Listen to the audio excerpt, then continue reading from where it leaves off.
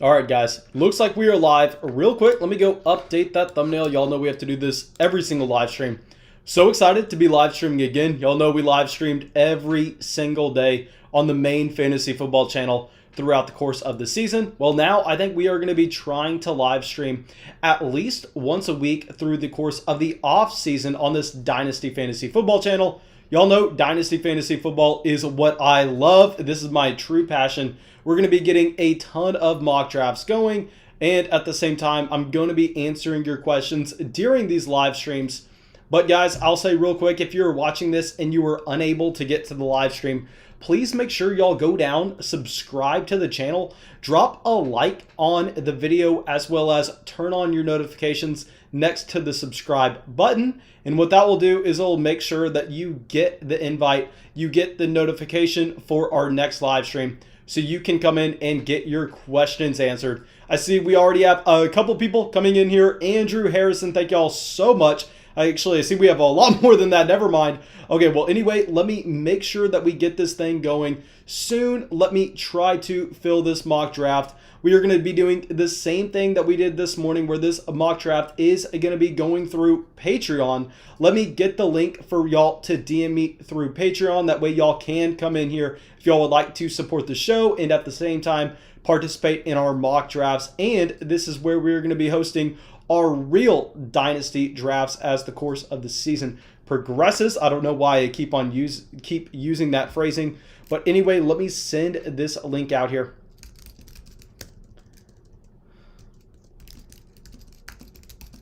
Okay, so DM me to join the mock draft here. I'm sure if you're watching this as a video later on, you're not going to be able to go through and do that. Maybe the link will pop up. I'll leave it in the comment section of the video just so y'all can get involved in our next Dynasty mock draft or get involved in one of our Dynasty leagues. Okay, so I see Andrew coming in here and asking, what do you think Julio Jones is worth? Should I hold or sell him? There with Julio Jones, he's going to be 32 this upcoming season if memory serves correct. Clearly, Calvin Ridley is going to be supplanting him as the wide receiver 1 for the Atlanta Falcons. I'll say with Julio Jones, honestly, I'm going to be looking to hold him, as generally the wide receivers that had that elite profile coming into the NFL, had the elite production sustained throughout their entire NFL careers, are going to be the guys that last a little bit longer in the league compared to guys like Adam Thielen. So Julio Jones, I'm not going to be too worried about. So real quick, let me send out a notification in our fantasy football group chat to make sure that we get some people coming out here, to make sure that people know that we are having the mock draft right now.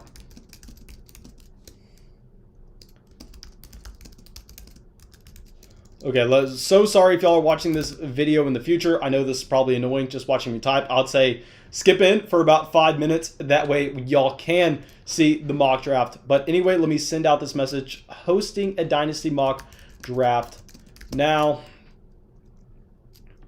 Live on.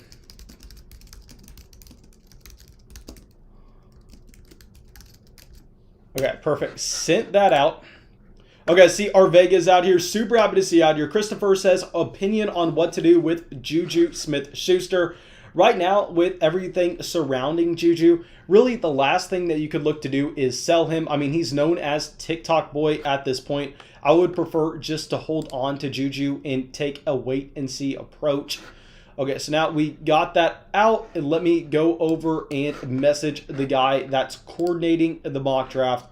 That way he is good to go at 11.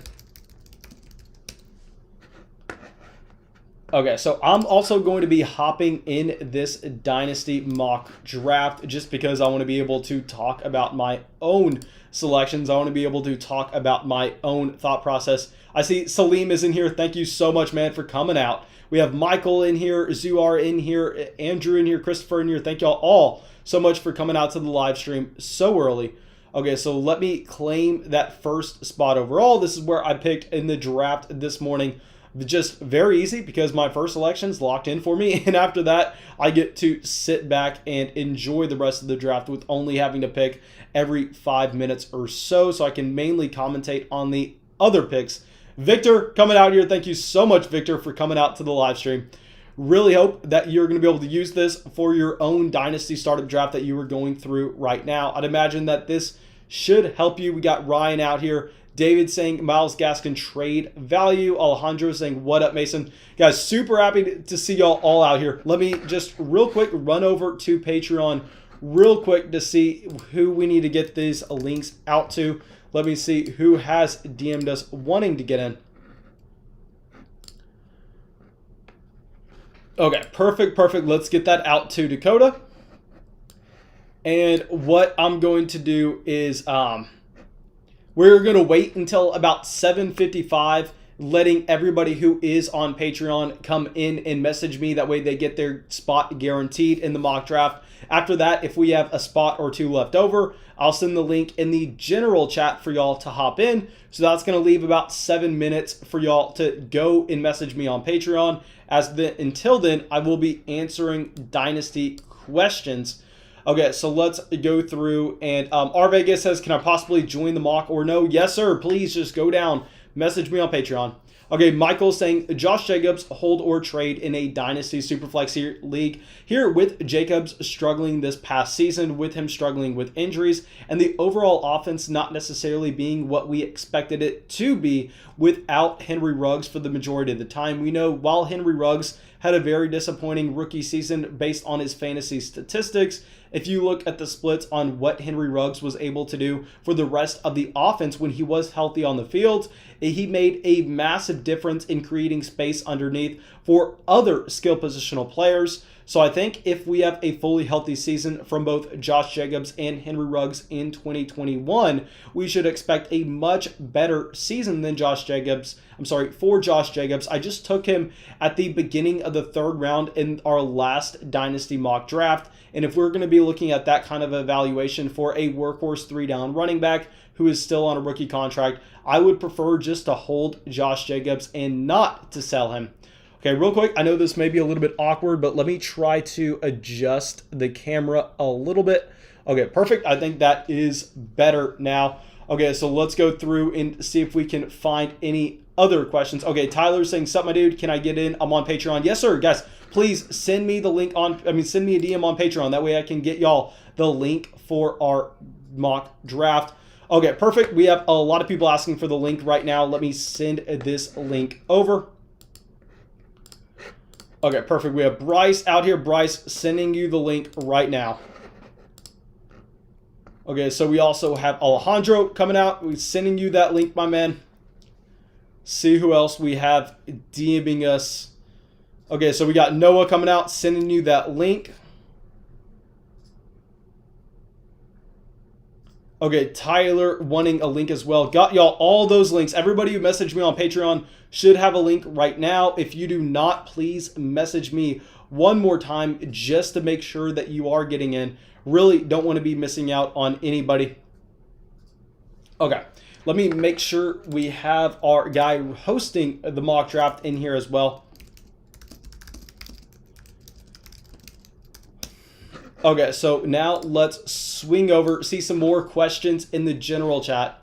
Okay, so Myles Gaskin's trade value here. Honestly, with Myles Gaskin, the last few mock drafts I've seen him going, he's been going a lot higher than my own liking. I think that his price in those mock drafts have been a little bit higher than what you would actually be able to trade for him in a real Dynasty league. But if you could move him for any wide receiver in that Juju Smith-Schuster range, guys that have been productive and are still very young, and I would view them as stable assets. I would much prefer to make that switch if anybody, for some reason, thinks that Myles Gaskin has a guaranteed job in 2021. Okay, so now let's go through and our next question coming out from R Vegas says, I know I'm not on Patreon, but could I possibly join? Yes, sir. Let's wait 5 more minutes to get everybody who is on Patreon a guaranteed spot in this mock draft. And then after that, then I'll be sending it out in the general chat for the rest of y'all to join. Okay, so Zach sent us a DM. Let me send him that link real quick. Okay, I'll say, though, in the next 5 minutes, I bet this draft is most likely going to be filled on Patreon. Okay, I'll double send it to you, Tyler. Just did, but we'll send it one more time. Okay, Kevin DMs us. Okay, perfect. He says, I'll jump in your mock if you have any spots left. Yes, sir, I believe there should be a couple spots left. Yes, there are definitely spots left. Go in there, jump in that. I believe we have 4 or 5 more spots left. But yeah, let's double check real quick to see if we are missing anybody who's asking for the link. Okay, Nathan's asking for it. Got you, my man. Okay, so now let's go through and so Katie says, I'm ready to learn. Perfect, perfect, perfect. Okay, so Kyler or Lamar Jackson in a Dynasty League. This is being asked from Zuar. Here, you have to go with Kyler Murray. I mean, Kyler Murray still on that rookie contract. We know that with Kyler, he is a much better passer than Lamar Jackson. So I think he should have a little bit more longevity in the league. The thing here is, I think Lamar Jackson may be a little bit of a better short-term asset, and that we've seen Lamar consistently be an outlier with his rushing production. Okay, so now let's go through, and Alejandro says, do you need a spot, Mason? I DM'd you, my man. Okay, Anthony coming out says Travis Etienne or Najee Harris. Here, I can go in to spoil it for everybody who's been waiting on this answer. We are going to be going with Travis Etienne. I mean, Travis Etienne checks every single box. I don't like the fact that Najee Harris has been at Alabama for 4 years. I have questions about his top-end speed. He can very much improve his draft stock, in my opinion, at the NFL Combine, but we are going to want to wait to see his entire profile. R. Vega coming in says, make sure y'all like the stream, guys. Yes, guys, please go down there, drop a like on the live stream, drop a like on the video if you're watching this afterwards. It helps the channel so much.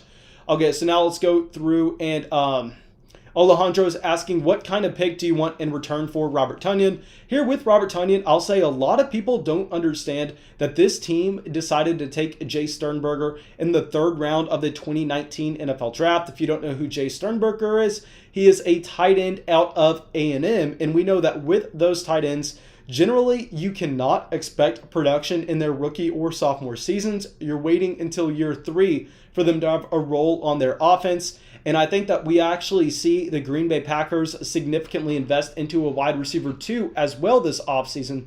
So with Robert Tonyan, I'm not going to give you an exact pick that I'd be looking to sell him for, but he is definitely a very strong sell for me, especially with where I've been seeing him go in mock drafts as of late. Okay. So let's go through. Victor saying, send me the link. Yes, sir, Victor. Let me run over and send you that link real quick, my man. Okay, just sent that to you. You can hop in. And yes, guys, we are using Sleeper for the mock draft. Okay, Tyler, I promise you, I sent you that link like 2 or 3 times now, my man. Okay, so now I think that maybe we are good to go. Okay, sending this out to Roberto. Let me see if we have any spots left available. Okay, we have 2 spots left available. So let me wait until Roberto can claim one of those spots. Then I will send the last one in the general chat for someone else to join.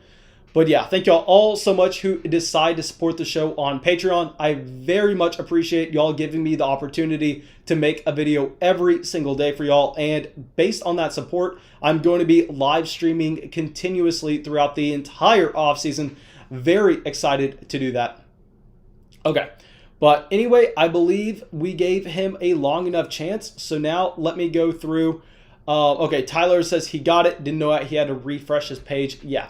Okay, so Drew's coming in, says traded Ronald Jones and Johnny Smith for the rookie pick 106. What are your thoughts? Man, here, that is a smash of a trade. I mean, with Ronald Jones, he is still a lot younger than most people want to believe, just because he came into the 2018 NFL draft at 20 years old. But still, he is on the last year of his rookie contract, and we don't know what to expect from Tampa Bay in 2021. I mean, if you're making that trade for the 106, I think that is fantastic. Okay, so now let's go through, and I'm sending this link out for whoever wants to claim that very last spot. Sent that out for y'all to join. And I'll also say, guys, if y'all are watching this video later on after the live stream, I will be posting a screenshot of the draft on Patreon, not just for the Patreon members, but for everybody to check it out. Does not matter if you're supporting on Patreon regardless. Just the easiest place for me to post that link is on Patreon, so it will be there. Okay. So now I believe we should be good to start this draft relatively soon. We are full. Let me go through and get this ready. Let me switch over the stream where y'all can see my screen at the same time. Okay, perfect. Let me know if we have any kind of lag. Let me know if anything is wrong with the live stream. But I believe we should be good to go. Let me move this over so it's not covering the screen. And yeah, let's start this draft. Actually, I think that we need someone else to come through and start the draft for us. Let me message him real quick.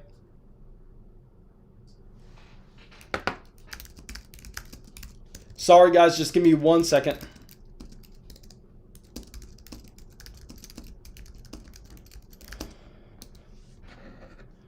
Okay, so let's go through and, okay, we are just waiting on the official good to go from Jeremy. Jeremy should start this any second now. We have Victor coming in with a massive, massive donation. Thank you so much, my man, and welcome back.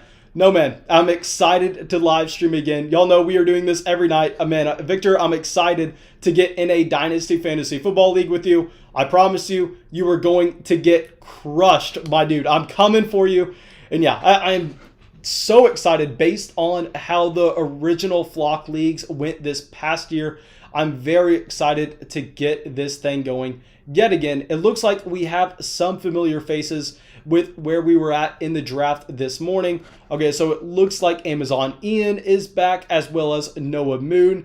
Gaskin is back as well. I believe we are not missing out on anybody else who was in there this morning. Let me know in the chat if you were, though. Okay, so Tyler is saying Gaskin is going to pick Moss in the first round. I'm calling it, man. We will see that. Okay, so let me come through. Someone says, can you move your webcam to the bottom right? Let me see. Will that make a difference? Let me know, guys, if y'all would prefer the webcam in the bottom right or the bottom left. I don't see how it makes that much of it. Actually, no, it does make a difference. Y'all are right. That is a great thing to point out for me. So yes, this is a mock draft, and guys, we will be hosting official Dynasty Leagues starting next week. We already have a ton of Dynasty Leagues going, but I am collecting dues for our current leagues right now. Gonna see what spots are open to get new listeners in there, as well as starting completely new leagues. That's all gonna be done on Patreon, as well as our Discord chat. Just make sure y'all are looking for the announcements. Okay, so yeah, thank y'all so much for giving me the piece of advice just to move my webcam over to the bottom right, so that is much better. So no, guys, this is not a $60 draft. I know a lot of y'all been asking how much our Dynasty Leagues are, and they are $60 buy-ins, $300 a first, $200 a second, $100 a third, and then I think the rest goes to most points scored during the regular season. I really prefer to have those flatter payout structures, but it looks like we are on the clock officially. Perfect. We are up with the first overall pick, and here I am going to be going with Patrick Mahomes, as this is a super flex draft, and I believe that getting your quarterback early at this time of the season, where we really don't know if we are going to be expecting players like Tom Brady to come back the following year. So I'll say that getting those guaranteed quarterbacks so you don't have to reach on that tier 3 of quarterback later on in the draft is a major advantage early on. So yeah, we are going to go with Patrick Mahomes. It looks like we have a 2-minute timer on here. Let me DM Jeremy and let him know that we are good to go with only a 1-minute timer, if that's how he would want it. Oh my God, we have Justin Herbert going off the board at the 102. Okay, I will give a massive disclaimer here, guys. This is a very bad pick. I am sure that Tyler would not make this selection in a real Dynasty League, as he would be able to trade back from the 102 to the later first, beginning second, and take Justin Herbert there. But it's only a mock draft, so we are not doing trading. He puts his name on it, takes Herbert at the 102, something you will never see in a real league. And this is coming from someone who has Justin Herbert in so many Dynasty Superflex drafts. He was a great value in rookie drafts this past offseason. But yeah, guys, that is ridiculous. Please, please, please do not be doing that in your own. Kyler Murray going off the board at 105. That is exactly who should have been the pick at 102. Completely agree with Kyler Murray there by Victor. I mean, Kyler Murray is a player that I think you could make the argument to jump up over CMC, Alvin Kamara, and Justin Herbert. Obviously, he's going over Justin Herbert 99% of the time. But Kyler's still on that rookie contract, an elite rusher of the football at the quarterback position. And we know that he is a much better passer than some of those other rushing quarterbacks. Okay, let me let Jeremy know that we can move this down to 1 minute.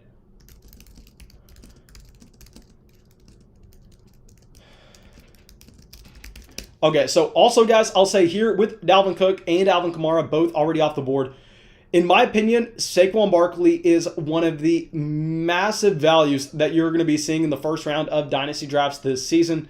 I mean, I know it's not necessarily an ideal situation with a below-average quarterback in New York, a very bad offensive line, but with their selection in the 2021 NFL Draft, I believe that we are going to be seeing New York go offensive line to really beef up and protect Daniel Jones and give Saquon Barkley a little bit room to run. And I know a lot of people are worried about the ACL injury, as I was DMing with some people on Patreon earlier today. But I'll say with Barkley, guys, I mean, he tore that ACL so early on in the offseason. So early on in the season that by the time we get around to week 1 in 2021, I expect that it's not going to be a problem in the slightest.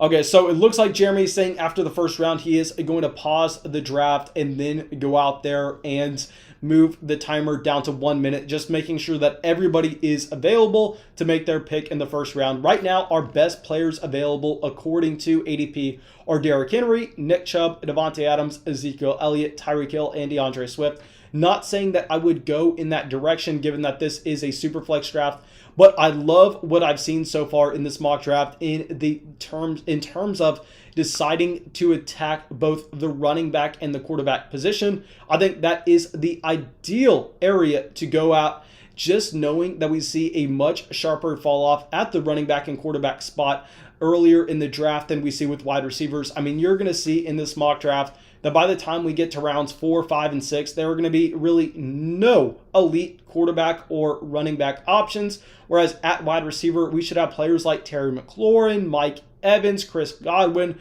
I mean, guys that you are very excited about. Okay, so Tyler coming out here in the general chat trying to defend his Justin Herbert pick at the 102, saying, what can I say? I'm a Chargers fan. Man, that is a massive homer pick. Please do not be doing that in your regular Dynasty leagues. Please. I mean, there would be even a small chance that he comes back to you at 211. Clearly, with the way that this draft has gone, with so many quarterbacks going off in the first round, that's not something that we would have seen. But in other Dynasty drafts where people really don't know what they're doing in a Superflex league, that is a possibility. Okay, so Jeremy is just pausing the draft right now. That way he can move the timer down to 1 minute. Not a big deal at all, but I want to point something out, guys. We are 14 picks in. We have yet to see a wide receiver or a tight end go off the board, with DeAndre Swift and Derrick Henry going off at the beginning of the second. I know a lot of people are going to be seeing DeAndre Swift go off the board ahead of Derrick Henry and wondering what the hell is going on here. I mean, do y'all know who Derrick Henry is? And I'll say that is 100% the accurate call. I mean, going and getting DeAndre Swift here makes a ton of sense. I'm sorry, I just realized that y'all cannot see that part of the screen. Let me move it over real quick. And here with DeAndre Swift, what makes him a better asset than Derrick Henry in Dynasty leagues is the fact that he has that guaranteed 3-down job over the course of the next 4 years, as he still is on that rookie contract. Obviously, Adrian Peterson's not going to be a factor in 2021. And okay, guys, we are now on the 17th overall pick, and we have yet to see a wide receiver. We are seeing DeAndre Swift, Derrick Henry, J.K. Dobbins, Nick Chubb, Cam Akers, now Russell Wilson at the 206. I love what Wanted Alex has done so far with Jonathan Taylor and Russell Wilson. I mean, Russell Wilson is a player that I find myself drafting over and over and over again in Superflex leagues, as I think people tend to overrate age in terms of projecting those quarterbacks in Dynasty, just because we've seen quarterbacks go to 40 years old. So the fact that Russell Wilson is in his early 30s really does not move the needle for me. If he was only a running quarterback, maybe like a Lamar Jackson, it would, but he is one of the best passing quarterbacks in the entire NFL, and that talent is not going to be going anywhere anytime soon. Okay, so Mark coming out here saying he'd take Justin Herbert over Kyler Murray. Man, I cannot get behind that. I have Justin Herbert in so many Dynasty leagues because I thought he was a great value in 2020 rookie drafts. But if that's where y'all are going to be valuing him, I think I will take the chance and go out there and try to sell a Justin Herbert for Kyler Murray if that's possible. Okay, so now let's go through, and Ethan's saying Tyler is going to draft Austin Eckler next. Tyler, please do not ruin this draft by only taking Chargers, man. Please take players where you actually are going to be convicted with. Okay, so now let's go through. Chris saying he can't see the 112. Fix that, my man. Okay, so let's go through. And Ethan says, Chris, it isn't big enough to see all. Tyler better get the full Chargers roster. Mtaka saying, what's wrong with Herbert at 2 if there's no trading down? You got an hour. You got to get your guy. Nice pick. Man, here, guys, I mean, the problem is I understand wanting to go get your guy, but Justin Herbert just is not in that range in the early first for me. I mean, I would much prefer getting a CMC and Alvin Kamara, Kyler Murray. Okay, so Victor is now auto-picked with Tyreek Hill. Victor, really hope that that is the guy that you were wanting. I think Tyreek Hill is a great value there. We see Uncle Pip decide to go with Travis Kelce at the 209. Kevin is up on the board. Let me see if I see any picks that stand out so far. I mean, Nick Chubb at the 204 is a selection that, honestly, I still think is a little bit too early. I think I would prefer having Russell Wilson over him, but that's just going to be a few picks. I mean, I am perfectly fine if you want to take Nick Chubb at that range. Where I think it's a problem is when you are taking him at the 110 ahead of players like Lamar Jackson, Josh Allen, like I discussed in the video that came out yesterday.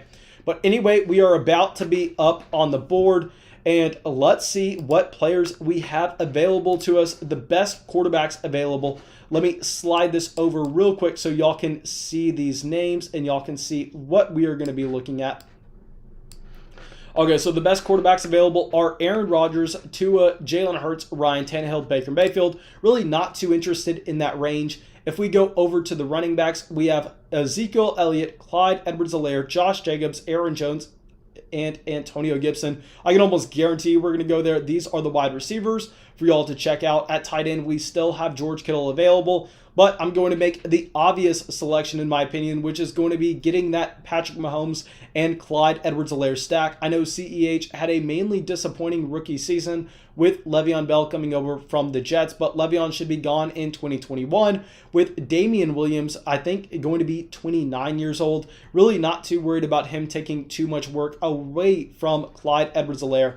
And what I'm also going to decide to do at the very beginning of the third is double tap the running backs and going out and trying to get another guy on his rookie contract that should have a guaranteed 3-down job over the next few seasons, and that is going to be Josh Jacobs. Okay, so now Tyler is back up on the board. I really like Tyler's pick of Miles Sanders. I wouldn't go with Miles Sanders specifically at the running back position, but I like the profile that he's going after with a young running back on his rookie contract that can play all 3 downs. Okay, so now let's try to move this down a little bit. Okay, perfect. That looks much, much better. Okay, so let me see if there's anything I can do with Victor to get him off auto draft. Jeremy, let me know if you can do something. Let me know if you could go through and fill that spot or possibly auto draft or select players yourself for Victor. Let me pull up Victor on Discord and message him to see where he went.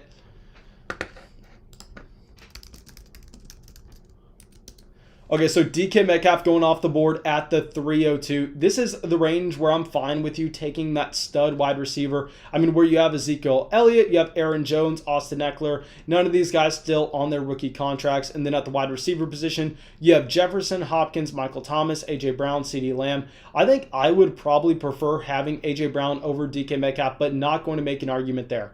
Okay, we have Justin Jefferson going off the board at the 303. Aaron Rodgers going off at the 304. Really like getting Aaron Rodgers as your first quarterback overall, especially when you're creating a little bit more of a competitive win-now team with the combination of Alvin Kamara and Travis Kelce.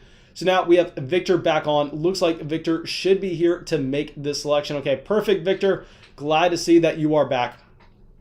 But Right now, let's see if there are any teams standing out. Okay, so it's going to be very interesting to see what Beerman decides to do here with yet having taken a quarterback. The quarterbacks available to him would be Tua, Jalen Hurts, Ryan Tannehill, Baker Mayfield, Jared Goff, Matt Ryan. We'll see if he decides to grab any of those guys or if he views them as being a little too expensive.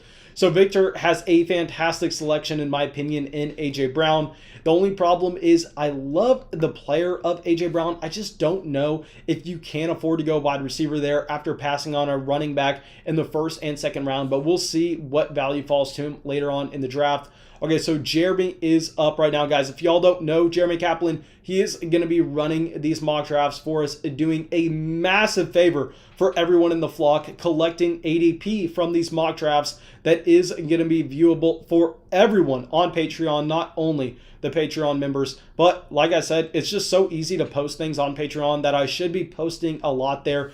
Even if you are not a member, you should have access to go out there and view those things. Okay, so Jeremy decides to take a very balanced approach in getting his first wide receiver in a DeAndre Hopkins. Obviously, he is building a competitive win now team after taking Dalvin Cook in the first as well. So let's see what Wanted Alex decides to do here. I really love his start with Jonathan Taylor and Russell Wilson. If that Jonathan Taylor pick would have possibly been a Saquon Barkley, I think this honestly would probably be my favorite team of the draft so far. But let's see what he decides to do. Okay, so he decides to go with Calvin Ridley, a very interesting selection with Michael Thomas, CeeDee Lamb, Stephon Diggs, all still on the board. George Kittle is there as well. And if you go over to the running back position, you have Ezekiel Elliott, Aaron Jones, Austin Eckler, Antonio Gibson, David Montgomery, and Joe Mixon. So not saying that's a pick I don't like, just an interesting pick, as I would not expect most people to go that route. But he is creating a very balanced team, just like Jeremy here is. Okay, so Gaskin up with the next pick. Okay, guys, if y'all don't know who Gaskin is, I mean, just someone massively supporting the channel and running these mock drafts all day, every day, sending me screenshots of what he is doing in his mock drafts. I mean, he is putting in a ton of work to prepare for the offseason. So now he decides to go with Stephon Diggs, and Beerman decides to pass on taking his first quarterback and to continue with the wide receiver run with getting Michael Thomas at the 309. Guys, I mean, imagine being told last offseason that you'd be able to get Saquon Barkley, Nick Chubb, and Michael Thomas with the first 3 picks in your Dynasty startup draft. I mean, most people would not believe that with Saquon Barkley and Michael Thomas going around the 102 anywhere with Michael Thomas down to the 107. But anyway, Jalen Hurts coming off the board as Noah's second quarterback at the 310. This is a much better price with Jalen Hurts than where he went in our mock draft this morning. Where he went earlier was just kind of absurd. Still with Jalen Hurts, coming from someone who has him in so many Dynasty leagues, just like Justin Herbert. I was drafting him everywhere in offseason ago. I don't know if I can get behind Jalen Hurts in the third, but if you're looking at the other quarterbacks there, you have Tua, you have Ryan Tannehill, you have Baker Mayfield, Jared Goff, Matt Ryan, Tom Brady. So it definitely is an intriguing selection. Now, George Kittle going off the board at the 311. I love that value. I mean, here with George Kittle, in my opinion, he is a clear tier ahead of Travis Kelce. If you look at their age, if you look at what George Kittle has been able to do while healthy, I mean, Kittle truly is an elite option. Okay, so let's go through and let me check the general chat real quick to see if y'all have any Dynasty questions for me. Okay, so we have Veer coming in and asking, I have a question for fantasy football. How high should Trevor Lawrence be drafted? Okay, so I'm assuming that you're asking this in a Dynasty fantasy football context. I'm assuming that you are wanting to know where he should be going in your rookie drafts. And I'll say in a 1 quarterback league, I am never going to be the guy that's taking Trevor Lawrence early, just because I'd prefer to really stream that bottom tier of quarterbacks and not have to make that significant investment. I would prefer to spend that draft capital on running back or wide receiver. But in a Dynasty Superflex league, Trevor Lawrence should be your first quarterback drafted in this rookie draft, clearly. And on top of that, he should be the first player overall. Okay. So let's go through and Antonio Gibson, CeeDee Lamb going off the board at the 312 and the 401. Love seeing the combination of Burrow, Swift, CeeDee Lamb, and Antonio Gibson all go off the board. I mean, going extremely young, especially considering that Burrow should not be good to go at the beginning of next season. I'm assuming that this team is wanting to have a slow approach where they just build value. Okay, so we have JN coming out with our next donation. Thank you so much, man. Super happy to see you out here. You're saying, if you run another, need one. Good to see you streaming. Yes, sir. I'm so excited to be streaming yet again. And I believe I should be streaming these mock drafts, I want to say at the very minimum once a week. I think I may stream again tomorrow night just because my girlfriend is not going to be in Austin. So I kind of have a leeway to do whatever the hell I want to. So maybe we live stream again tomorrow. But I want to point something out here. Ezekiel Elliott just fell to the 403. Now go over to the general chat. Let me know what you think of that selection, because I got a question on Patreon. I believe it was actually from Gaskin a few days ago, asking how long should you wait on Ezekiel Elliott before you just decide to take him? And I was saying, man, I don't even want to answer that. I don't want to be the guy trying to catch the falling knife, which is Ezekiel Elliott. I mean, he looked so bad this past season. He's off that rookie deal. On top of that, we don't know what the future holds for Dak Prescott. So, I mean, with Zeke, he has a ton of excuses on why he was unable to be productive this past season. But at the same time, I can't even tell you if I think the early fourth ahead of players like Joe Mixon and James Robinson is good value. Okay, so I see y'all are saying that y'all think that Ezekiel Elliott is a steal there at 403. And then someone saying James Robinson should be before him. Yeah, so that's where it gets intriguing. I mean, do you prefer having Ezekiel Elliott or Joe Mixon or James Robinson? Because I know a lot of people will just hear Ezekiel Elliott at the beginning of the fourth and go, oh my God, that is a great value. And then you look at some of the players going after him and you're like, are we sure we want that? Like, are we sure we prefer Ezekiel Elliott there? Okay, yeah, JN coming in says he doesn't want anything to do with Ezekiel Elliott. Man, I don't know if I do either. I mean, he looked, so Tony Pollard looked better than him this past season. A lot of people have been saying that for 2 years now, and I just wanted to kind of dismiss them, saying that they were being hot takey. But at this point, I think maybe there's something correct about that. Let me slide over real quick for y'all, just so y'all can see the rest of the draft board as we are coming up on this side. So we have Joe Mixon and Aaron Jones going off the board. And now upcoming for us, the best players available at the quarterback position are going to be Ryan Tannehill, Jared Goff, Matt Ryan, Tom Brady, Matthew Stafford. At running back, we're going to be looking at Eckler, Carson, Kenyon Drake, Kareem Hunt, Zach Moss, and A.J. Dillon. Over at wide receiver, we're going to have Godwin, Terry McLaurin, T. Higgins, Mike Evans, Jerry Jeudy, Keenan Allen, where Eckler just went off the board. And I want to point something out, guys. I know a lot of people are probably not going to like me taking CEH and Josh Jacobs over DK Metcalf or Justin Jefferson.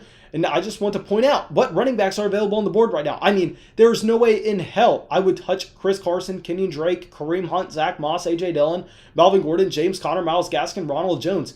I would not touch them close to this range when you can get players like Chris Godwin, Terry McLaurin, T. Higgins, Mike Evans, Jerry Jeudy. So this is why you need to be drafting your running backs early in your dynasty startups, getting those guys on their rookie contracts. That way you can take the wide receiver value later on, because a lot of these teams, like, just say, let me look at teams that don't necessarily have that locked-in running back. It actually looks like pretty much everybody has those running backs. So I can guarantee you we're about to look at a ton of wide receivers going off the board. But before we make our next selection, I want to point at a quick drop-off we are about to see. So look at wide receivers. We have McLaurin, Higgins, Evans, Jeudy, Keenan Allen, Brandon Ayuk, Amari Cooper, DJ Moore, Chase Claypool, Juju, Adam Thielen, Julio, Kenny Golladay, Cooper Kupp. I mean, there are a ton of wide receivers still on the board that are interesting. And if you look at the quarterback position, you got Tannehill, Goff, Matt Ryan, Tom Brady, Matthew Stafford, Daniel Jones. I mean, guys that are not too appealing. So what I'm actually going to do here is I'm going to take Ryan Tannehill at the very end of the fourth to pair with Patrick Mahomes for our quarterback room. Then we can go over and debate if we want to take another wide receiver. Our first wide receiver in Terry McLaurin, who in my opinion is the best guy on the board right now. Or if we want to go over and double down on quarterback and take a Jared Goff, given his contract. He should have that guaranteed job in Los Angeles for the next few seasons. And taking Jared Goff here would ensure that teams like Tyler, Kevin, Jeremy Kaplan, Wanted Alex, Victor, Gaskin, they would all be having to reach on quarterbacks like Tom Brady, and maybe some more wide receiver value falls to us later on. So here is an intriguing position, but because we have Mahomes with the first overall pick, we don't have to create that quarterback run right now. So we're going to pass on that and decide to go with Terry McLaurin as our first wide receiver. And now here we are going to be having Mahomes, Tannehill as our two quarterbacks. We're going to have CEH, Josh Jacobs as our running backs, Terry McLaurin at wide receiver, and clearly Tyler takes Jared Goff right after we take Terry McLaurin. I am sure that he was so happy to see us pass on Goff, but I'll say right now, if this was a real Dynasty league where trading was allowed, I can probably guarantee you that what I would have been doing there is I would have been taking Jared Goff at the 501 and then having a quarterback run go off in the next rounds, and then whoever was left without their second quarterback, I'd be trying to flip Jared Goff for a profit. But there's no trading. This is just a mock draft, so we're just not going to be a douche, and we're going to take Terry McLaurin there. Okay. But anyway, let me go over to the general chat real quick and see what people are saying. Okay, so Tanaka saying Tannehill won me my league 2 years in a row. Okay, that is absolutely massive. Okay, so Tanaka also saying get T. Higgins over Terry McLaurin. I mean, T. Higgins, Terry McLaurin to me, honestly, not that close with the production that we've seen from McLaurin in back-to-back seasons now. Also, we could see Jamar Chase going to Cincinnati this upcoming year. And if that happens, I mean, we are not going to be seeing T. Higgins take that next step in target share on that offense. So I think Terry McLaurin is just going to be a safer bet, even if he does have a worse quarterback. Okay, so let's go through, and Brendan saying, are the ADPs updated on Sleeper? Guys, I'll say real quick, the problem with Sleeper is the ADP is horrible, and that is the main reason. While Jeremy and I are creating our own ADP list that you should be able to find on Patreon for free.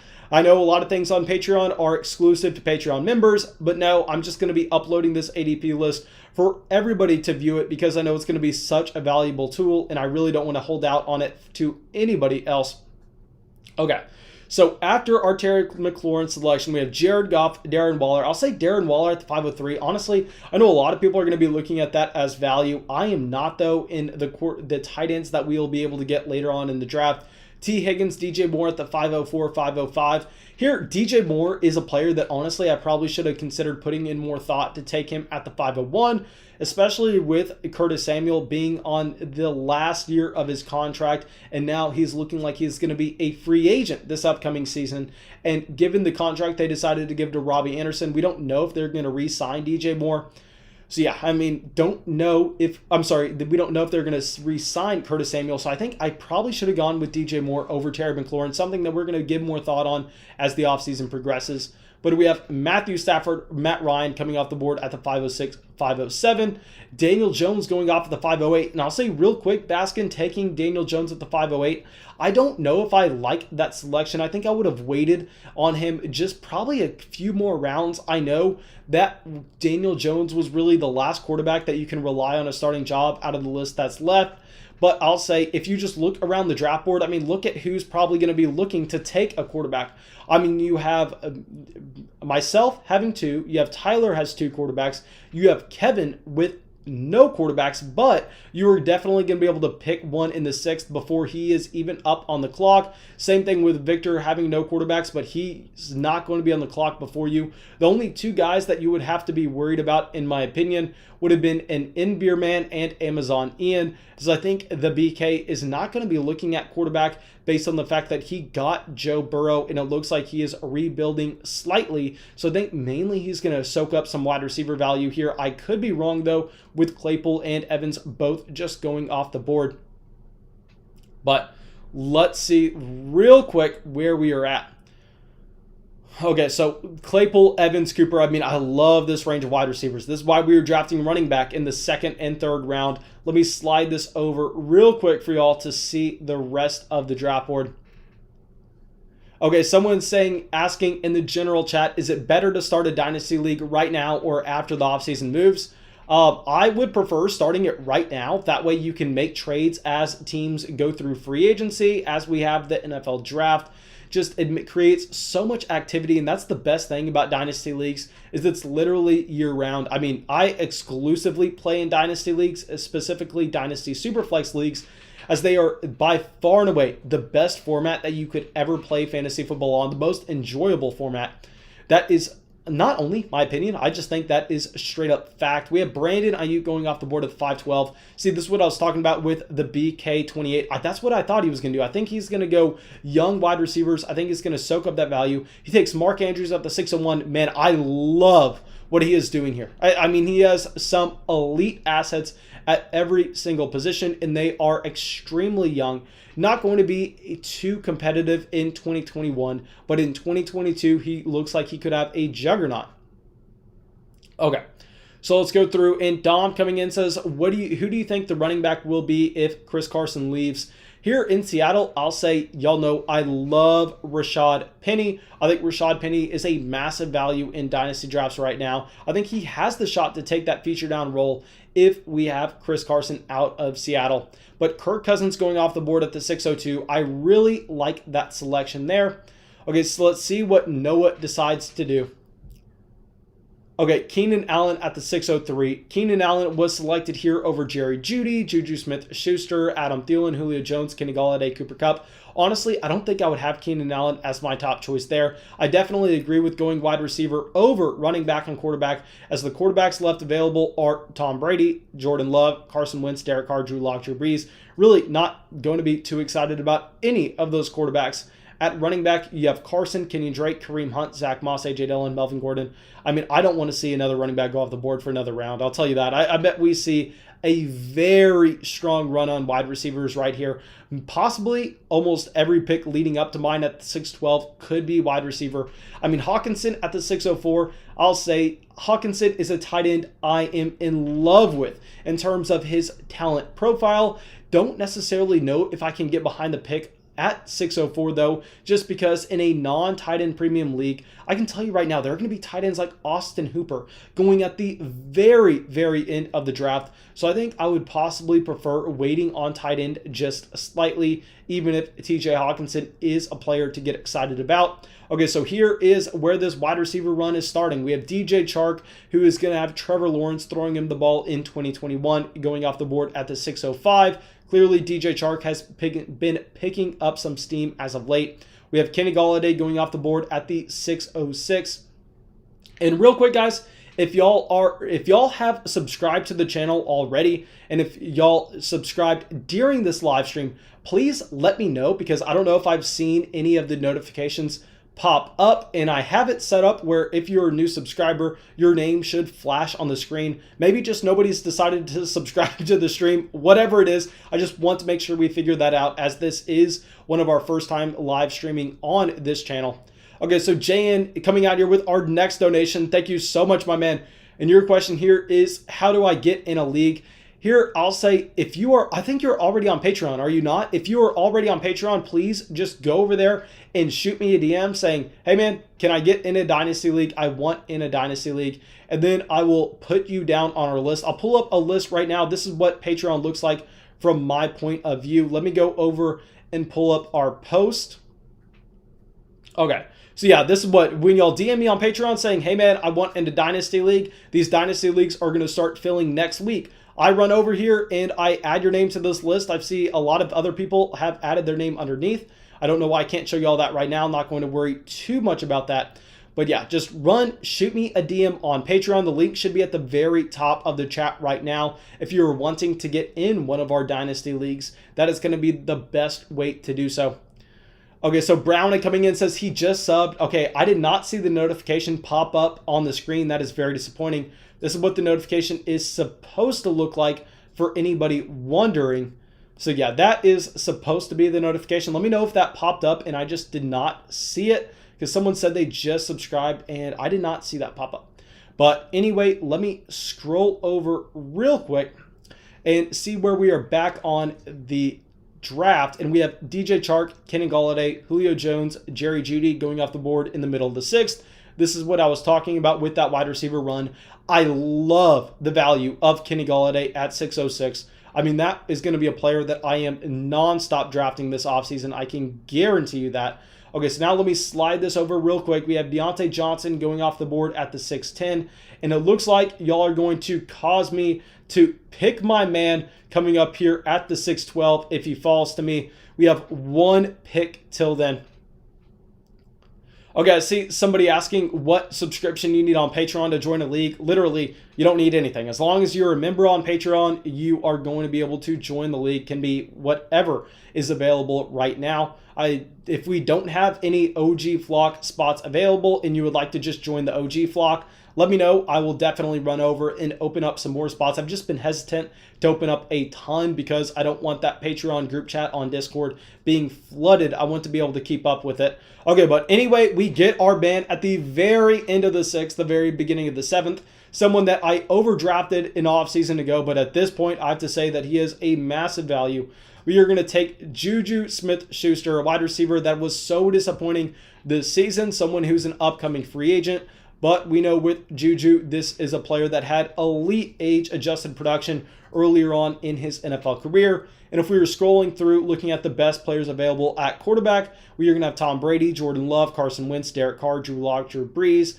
At running back, we're going to have Carson, Kenyon Drake, Zach Moss, A.J. Dillon, Melvin Gordon, James Conner. At wide receiver, we have Adam Thielen, Tyler Lockett, Jalen Reagor, Henry Ruggs, Michael Pittman, Odell, Robert Woods, Tyler Boyd. So yeah, we are definitely going to be looking at wide receiver here. And I think we go with someone that I've been a lot lower on than most people as of late. But still, at this point, I think we have to just come to terms with him being a value. And that is going to be Adam Thielen for our 3rd straight wide receiver. And guys, this is exactly how I want y'all to be trying to build your dynasty teams this offseason. I want y'all to be attacking the quarterbacks early in Superflex drafts along with the running backs. Preferably, your first 4 picks will be running back and quarterback unless you get an insane value with a George Kittle, Travis Kelce, or a top wide receiver. And then after that, in this range where you're looking in the 5th, 6th, and 7th, that's when you are attacking wide receiver over and over and over again. But now let's go through and let me point out some teams right now that I like. Okay, so I'll say Kevin definitely can't get behind this build with him not having a quarterback yet. I mean, he is going to be looking at possibly some nasty options, especially if any of these guys behind him decide to take a 2nd or 3rd quarterback. They're going to be leaving Kevin with nobody. He does currently have a nice group of skill positional players with CMC, Austin Eckler, and A.J. Dillon in his running back room. And at wide receiver, he has Devontae Adams, Justin Jefferson, and Deontay Johnson. I think his number one mistake, in my opinion, was deciding to go with Darren Waller over a Matthew Stafford. If he would have gone with Matthew Stafford, this team would have been looking a lot more balanced if he could have just gotten a tight end a lot later on when there would still be those quality tight ends and no quality quarterbacks to look at.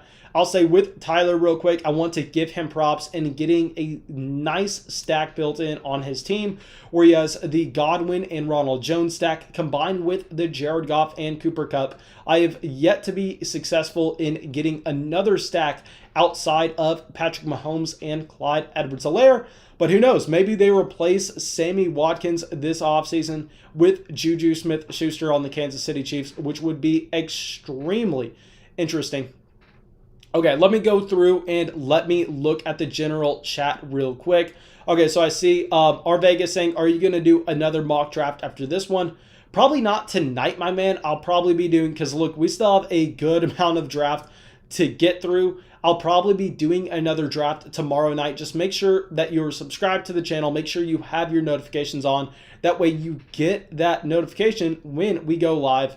Okay, so let's go through, and someone asking me my opinion on A.J. Dillon. Now, y'all know, guys, A.J. Dillon last offseason was someone that I was aggressively targeting in Dynasty rookie drafts. A lot of people laughed at me. A lot of people told me that I was crazy with my Aaron Jones hate. But with Aaron Jones, I always said that he was a running back that was on the last year of his rookie contract. And instead of re-signing him, the Green Bay Packers decided to take A.J. Dillon in the same round where we saw Jonathan Taylor, DeAndre Swift, J.K. Dobbins, Cam Akers, all these other running backs go. So they made that significant investment. I mean, A.J. Dillon was selected ahead of Antonio Gibson. I mean, they are planning on A.J. Dillon being a key member of their team going forward. It really is going to depend on what Aaron Jones demands in free agency, if they're going to re-sign him or not. But anyway, we have Tyler Lockett going off the board at the 705. Tyler Lockett would have been most likely my wide receiver I would have gone with instead of Adam Thielen at the 701. So I really like that pick by Victor. Okay, so Will Fuller going in at the 707 by Wanted Alex. Honestly, this may be Wanted Alex's first pick that I don't necessarily 100% agree with, just because we don't know what the situation is going to be looking like with Will Fuller in free agency. And on top of that, we know that Will Fuller, while he did manage to stay mainly healthy in 2020, has been a wide receiver that has struggled with injuries throughout his entire NFL career. So I think I maybe would have preferred to go with a slightly younger Odell Beckham Jr. or a player like Robert Woods with a guaranteed production, or someone with upside like a Jalen Reagor. So not going to say I hate the draft pick, just this was one of my favorite drafts so far, and Will Fuller just stood out a little bit here. Okay, I'll say all these running backs going off the board right now, I cannot get behind. I mean, I cannot support drafting Kareem Hunt over Deontay Johnson, Cooper Kupp, Juju Smith-Schuster, Adam Thielen. I can't support drafting Ronald Jones, A.J. Dillon, James Conner, Chris Carson, Myles Gaskin over wide receivers like Odell Beckham Jr. and Marquise Brown. Because if you would tell me that James Conner did not have a starting job in 2021 and was a non-factor the entire year, I would have completely believed you. If you tell me the same thing with A.J. Dillon, I'll completely believe you. Say the same thing with Ronald Jones, I'll believe you. Chris Carson, Myles Gaskin, I mean, all these players can be guys that are in backup roles in 2021, whereas if you're taking a Marquise Brown, you're taking an Odell Beckham Jr., you know exactly what you are getting. You know exactly what role those wide receivers should have on their respective offenses. But anyway, let's see where Amazon Ian decides to go. He has a very balanced team so far with an elite tight end, with 2 3-down running backs, with 2 quarterbacks. He decides to go and get his second rookie wide receiver in a Michael Pittman. Really like that selection of Michael Pittman at the 7-11. That is the latest I've seen him go in a couple mock drafts now. Henry Ruggs going off the board at the 7-12. I mean, DBK is literally killing this draft with a ton of young assets over and over and over again. I'll love that team if he doesn't decide to make a switch. If he does not decide to go and start getting these veterans like a Kenyon Drake, Robert Woods, Tyler Boyd, I mean, I will love his build. Yeah, he decides to go young again, which I agree with. Zach Moss. Okay, so that is perfect. Let me show y'all what his team is looking like real quick so y'all can see that he is just loading up. Almost every single selection he has made has been from a 2020 rookie, with Joe Burrow, DeAndre Swift starting it off at the first 2 picks. And then we have CeeDee Lamb, Antonio Gibson following right after. Then Brandon Ayuk, Mark Andrews, Henry Ruggs, and Zach Moss. Really love that start by him. Okay, let me check the general chat real quick. I will point out something crazy right now. Okay, there are only 130 people watching this and 53 likes. So 1 out of every 3 people has decided to drop a like on the live stream. Thank y'all so much, guys. That is absolutely massive. I am extremely excited to be live streaming for y'all yet again. And I'm extremely excited that y'all are enjoying this live stream. But we have Kenyon Drake going off the board at the 804. Now this is the latest I've seen Kenyon Drake go off in any mock draft so far, and I'll say it's still too early in my opinion. Gaskin snipes us on Dallas Goedert. I really wanted Dallas Goedert later on in the draft.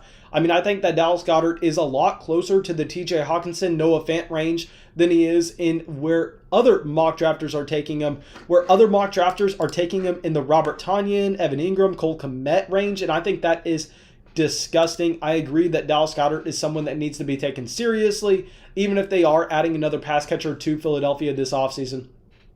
Okay.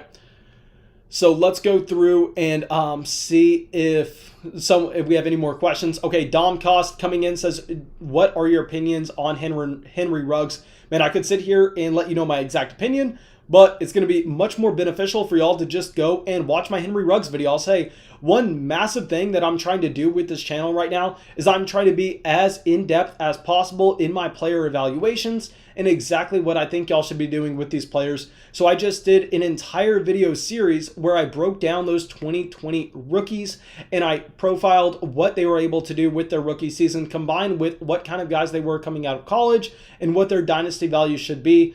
So yeah, with Henry Ruggs, I made an entire 10-minute video on his own right. So you're going to learn a lot more by watching that video compared to just exactly what I'm saying. Okay, So someone, Noah coming out says, the BK just tanking. Guys, I'll say real quick, in Dynasty, going with the productive struggle and just going out there and getting a ton of young assets can be a very winning strategy. If y'all know who Joseph is someone that was a OG Flock fan, one of the earliest guys in here. I believe he was a member of probably one of the first 10 members of us on Patreon. We've been playing in leagues with him for so long now.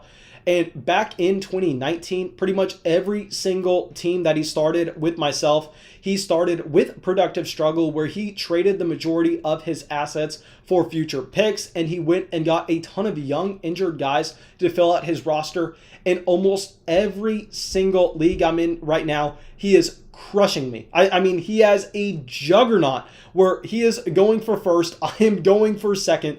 So Joseph has had so much success in what the BK28 is doing in this mock draft.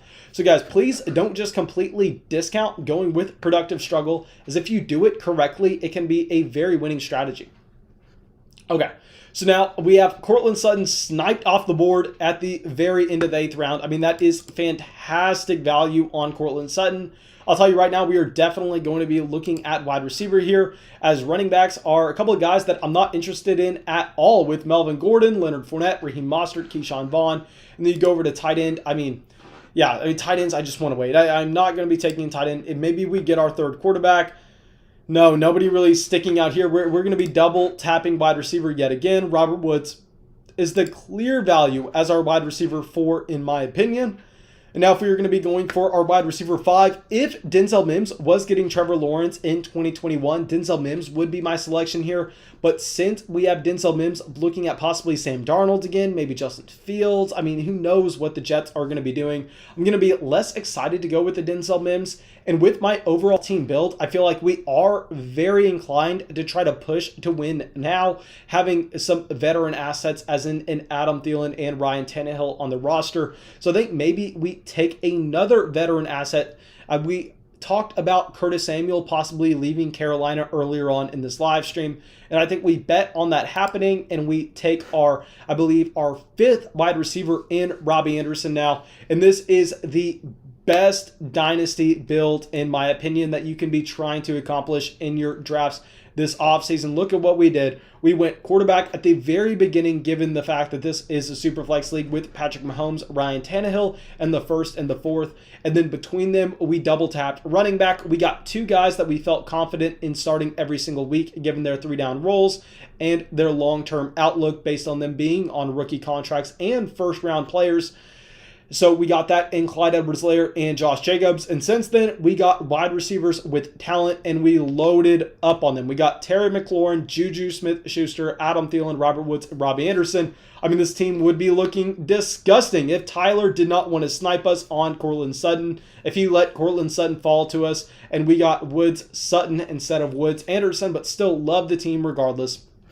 Okay, we have Deadpool's coming out with our next donation. Thank you so much, my man. And your question here is, hey man, I'm actually drafting right now in my Superflex Dynasty. My first 3 picks are Jonathan Taylor, DeAndre Swift, and Cam Akers. Should I go for quarterback? Rodgers, Tannehill, Hurts, Baker, Goff, Stafford. Who is the best to pick, man? Out of those quarterbacks, I definitely would prefer going with Aaron Rodgers. If we are going to be looking at where they went in this respective draft, Rodgers went off the board first.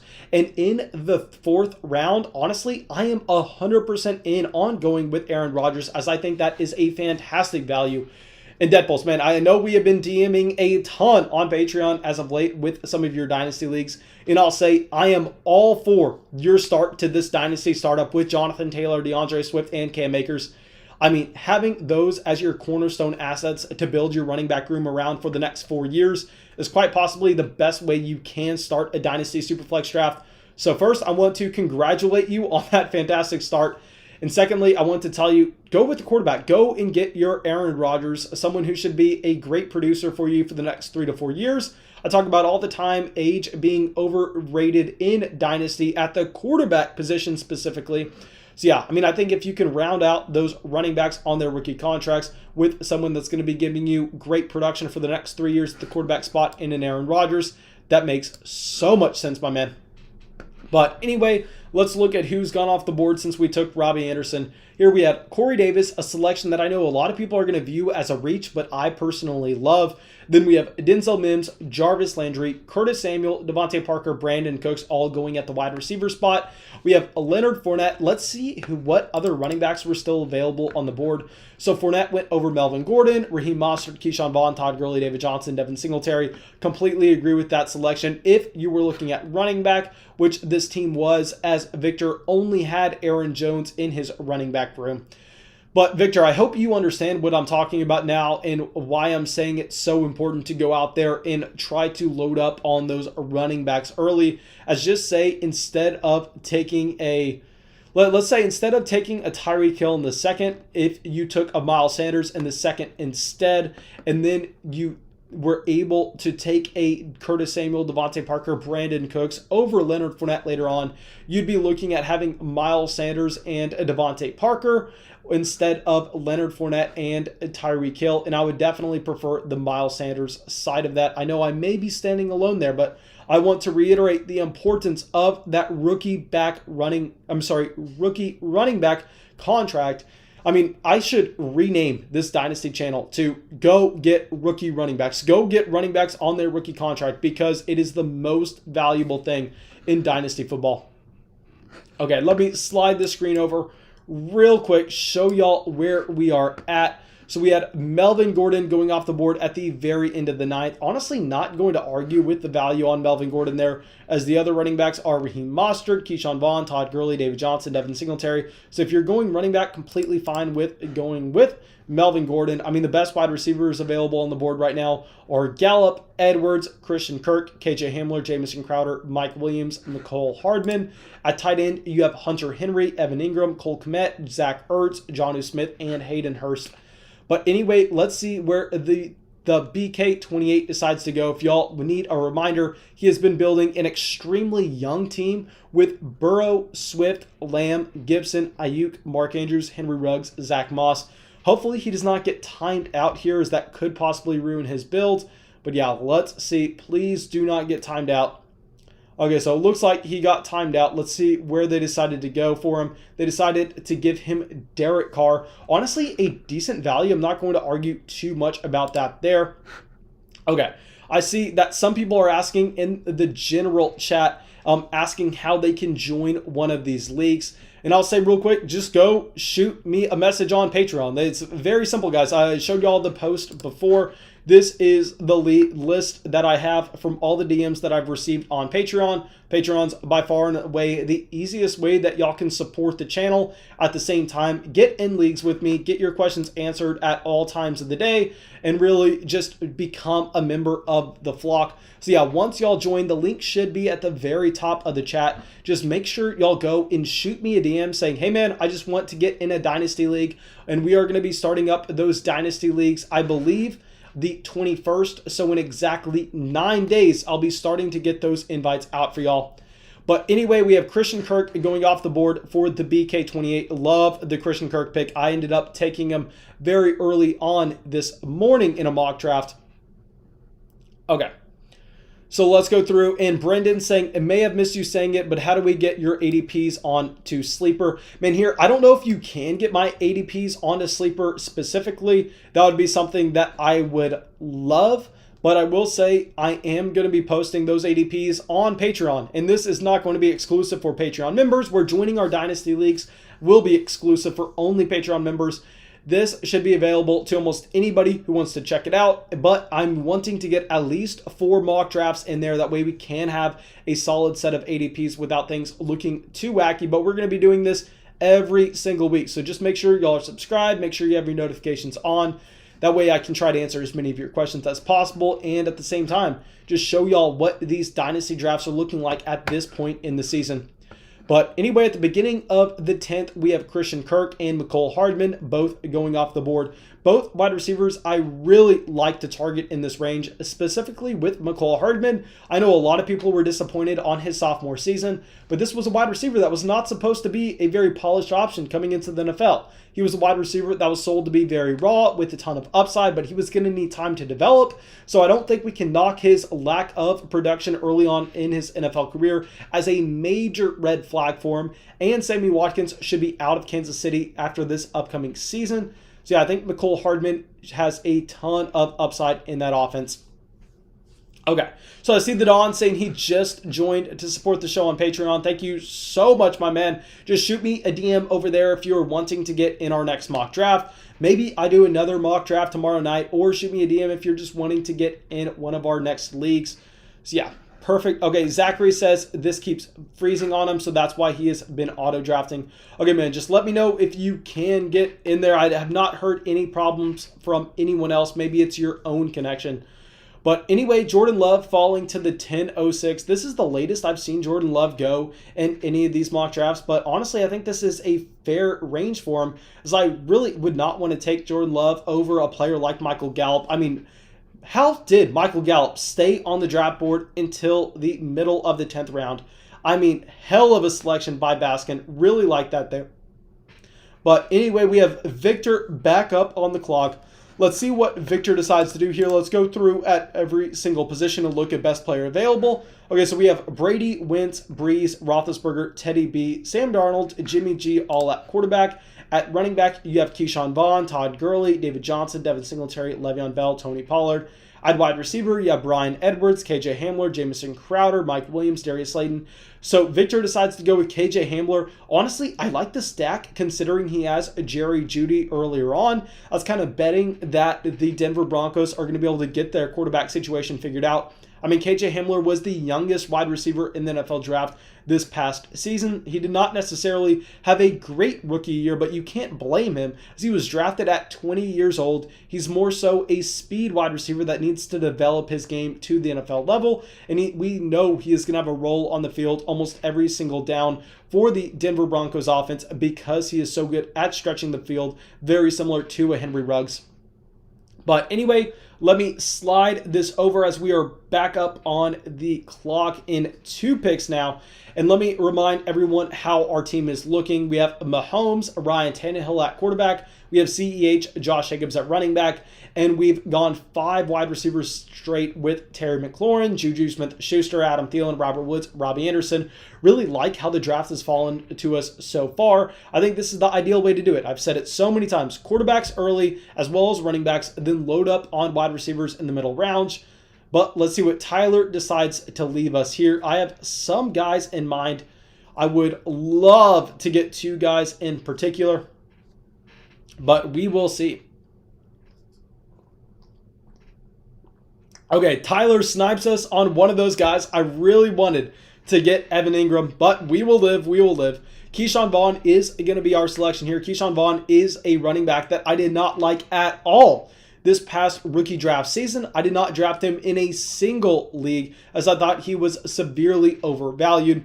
But at this point, I think that he becomes a actual value with Leonard Fournette most likely gone from Tampa, combined with the fact that Ronald Jones only has 1 year left on that rookie contract. I think that we have to look at the 3rd round investment into Keyshawn Vaughn by the Tampa Bay Buccaneers as a sign that they are looking to get him involved down the road. So let's take Keyshawn Vaughn at the very end of the 10th.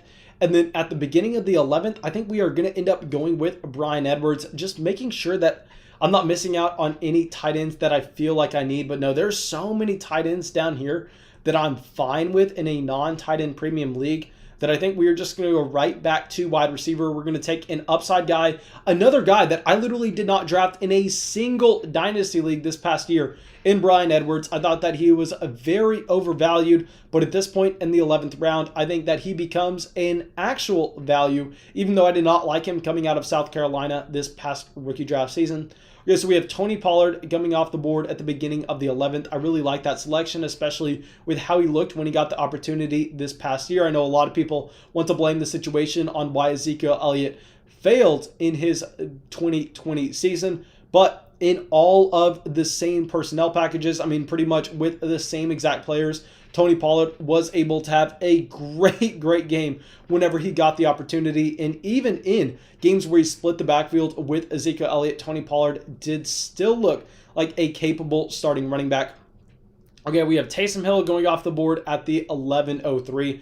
Going to be very interesting to see what the New Orleans Saints decide to do at quarterback going into the 2021 season without Drew Brees. I mean, if they name Taysom Hill the starter, I mean, this could easily be the best pick in the entire draft by Kevin, who desperately needed a quarterback. Then we have Gabriel Davis going off the board to Uncle Piff, and Teddy Bridgewater going off the board to Victor. Real quick, guys, let me know what y'all are thinking with Teddy Bridgewater, because I'm looking at this quarterback going, I mean, they signed him to 2021. I mean, there is not a clear option for them to go elsewhere. So are we that confident that Teddy Bridgewater is not going to have a starting job this upcoming season? Because if he does, he's a real value here in the middle of the 11th. Okay, so now let's go through, and Jeremy coming in says Darius Slayton at the 11th. Then we have Wanted Alex taking our man Rashad Penny in the middle of the 11th as well. I don't know if we could go Penny here. Let me see if there are any other players I'd prefer over Rashad Penny by leaps and bounds. I mean, there are some guys in this range that I could make an argument for either way. But yeah, no, I mean, if you want to take Rashad Penny here, I'm not going to yell at y'all. Y'all know how much I love Rashad Penny coming out of San Diego State. And with Penny, I mean, we don't have Chris Carson under contract for 2021. So it looks like he could be stepping up into a new role. It could look like, I mean, if Rashad Penny is the bell cow running back for Russell Wilson and the Seahawks team, I mean, Rashad Penny could be a top 10 running back in fantasy. That's entirely possible. He was drafted ahead of Nick Chubb in the 2018 NFL draft class. Not saying too much because Sony Michel was also drafted ahead of Nick Chubb, but just keep that in mind. Okay, we have Jamison Crowder going off the board in the middle of the 11th. Let's do a quick recap on what Gaskin has decided to do this draft, where he took Josh Allen with his first pick. Here, Gaskin, man, I know we were talking about this in DMs earlier. I still think that you need to work on your quarterback timing in these Superflex leagues, because while I really like Josh Allen, I mean, I think you are giving up too much here in taking Josh Allen over Saquon Barkley when you could have gone Barkley and then gotten Russell Wilson in the second instead. Like, I would much prefer having the combination of Saquon Barkley and Russell Wilson over Josh Allen and Cam Akers, and it honestly is not even that close for me. So I'll say, please don't be reaching on that first quarterback. And also with your second quarterback here, I think you just got caught in the exact dead zone. I mean, this is something that takes a ton of practice in these Superflex leagues. But I mean, after you miss out on that last tier of quarterback in Ryan Tannehill, Jared Goff, Matthew Stafford, Matt Ryan, I mean, I don't want to be reaching on Daniel Jones here. I mean, I would prefer to pass on Daniel Jones. Maybe you see instead that Amazon Ian, who decided to take Kirk Cousins between your next pick, maybe he decides to go with Daniel Jones there, and then you get Kirk Cousins falling back to you in the middle of the 6th instead. I mean, I would much prefer having the combination of Kirk Cousins and Amari Cooper over Daniel Jones and DJ Chark. So like I said, it's really easy for me to sit here and look at the draft board after it's done and say these things, and actually a lot harder to implement. I just want to reiterate that I think that is something you definitely need to be working on as we go forward, to just work on that quarterback timing a little bit. Okay, Carson Wentz going off the board at the end of the 11th, in my opinion, is a fantastic value. Y'all know I was fully on board with Team Jalen Hurts this past offseason. I invested into Jalen Hurts in almost every single Dynasty Superflex league, and I'm glad it paid off, and I avoided Carson Wentz where I could. But very similar to what I did a lot this past fantasy season. I mean, when values switch so drastically, you have to take a step back and you go, what is entirely different in this situation than it was 12 months ago? I mean, are we so far removed from Carson Wentz being a third-round startup pick a season ago to where now he is falling to the 11th and Jalen Hurts is sliding all the way up into the third? I don't know if the difference should be that much. I think maybe Carson Wentz is a little bit more of a 9th, 10th round player in that Mitchell Trubisky zone, and then we have Jalen Hurts sliding back around. I think they should be a little bit closer, and this is coming from someone who loves Jalen Hurts and has Jalen Hurts in way more spots than Carson Wentz. But anyway, let's look at some of the other selections here. Jeff Wilson, David Johnson, Darnell Mooney, Cole Kmet. let's see what players these guys were selected over. So let's look specifically in the case of Jeff Wilson and David Johnson. They were selected over Todd Gurley, Le'Veon Bell, Darrington Evans, Anthony McFarland, Naheem Hines, Joshua Kelly, LaMichael Pirine, Philip Lindsay, Marlon Mack, J.D. McKissick, Darrell Henderson. So honestly, no, can't yell at anybody there for those selections. Darnell Mooney going off the board with Allen Robinson as a free agent. I don't mind the selection of Darnell Mooney there either. Obviously, the question mark is what kind of target share can he see just being the primary field stretching option for that offense. Okay, so we have Paris Campbell going off the board at the beginning of the 12th. So Cole Kmet, Logan Thomas also going off the board at the beginning of the 12th round. I want to say, I think too many people are reading into this Cole Kmet situation where I don't think Cole Kmet's going to be able to take this second leap as a lot of people want to assume. I mean, I would prefer having Johnny Smith, Irv Smith, Austin Hooper, honestly, quite confidently over Cole Kmet. I did not like Cole Kmet coming into the NFL draft that much a year ago, and obviously he's not playing on an offense that is too desirable. I mean, in the case of Irv Smith, he came into the NFL at 21 years old as a tight end and was able to have an immediate role on the Minnesota Vikings offense his rookie season. He was able to progress in that role in his age 22 season. So Irv Smith, I mean, looking like he's on track to be a real difference maker at tight end, and he also had a much nicer profile coming out of Alabama in the 2019 NFL draft class than Cole Kmet had coming out of Notre Dame in the 2020.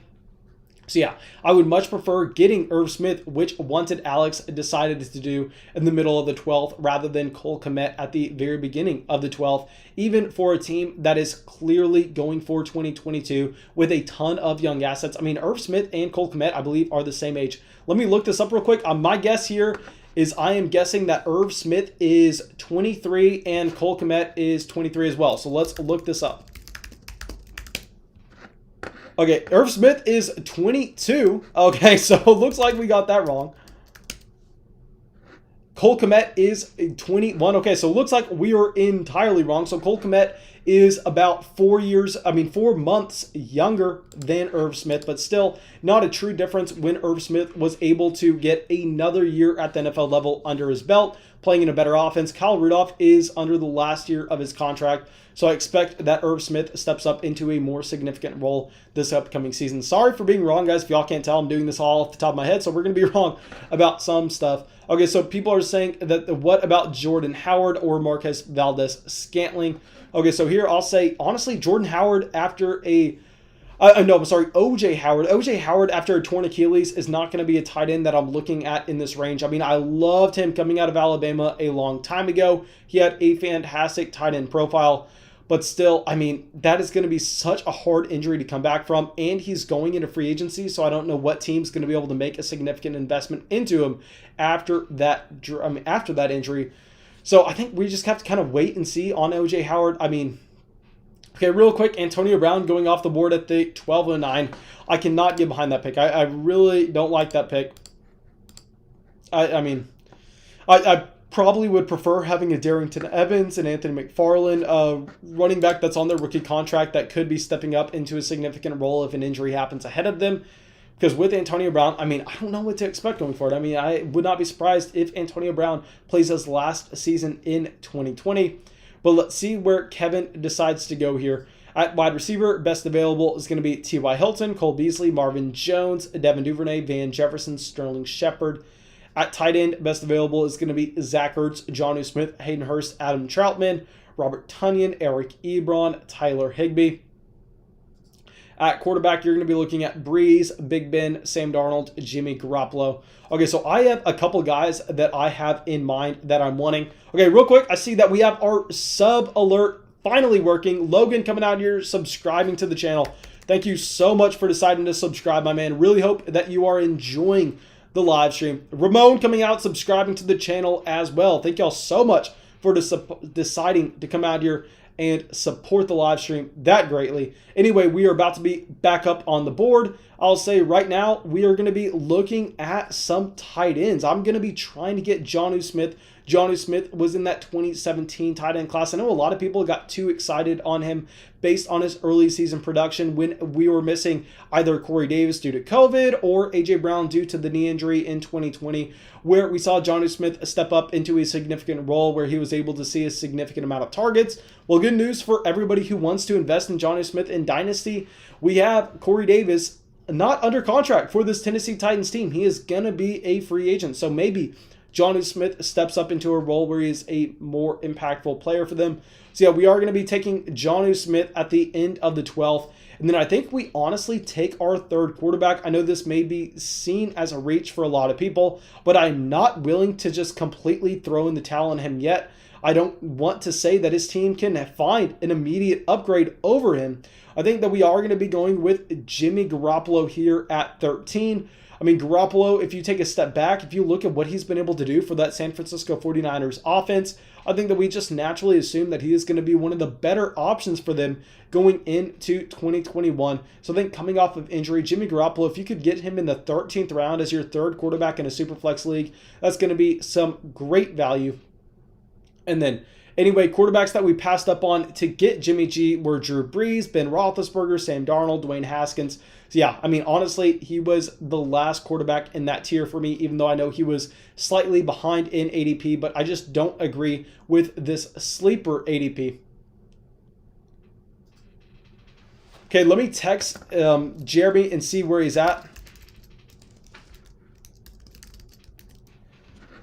But anyway, let me pull that down now. So sorry about that, guys. Okay, so let's see what Tyler decides to do. After taking Cam Newton in the 12th, he decides to go with Sterling Shepard in the 13th. And then Le'Veon Bell is auto-drafted at the 13th round, the third pick. Now, Uncle Piff is back up on the board. The best available running backs are going to be Darrington Evans, Anthony McFarland, Naheem Hines, Joshua Kelly, LaMichael Pirine. The best available wide receivers are going to be T.Y. Hilton, Cole Beasley, Marvin Jones, Devin Duvernay, Van Jefferson, Allen Lazard, Antonio Gandy-Golding, N'Keal Harry, A.J. Green, Russell Gage. At tight end, you have Hayden Hurst, Adam Troutman, Robert Tonyan, Eric Ebron, Tyler Higbee, Rob Gronkowski. Okay.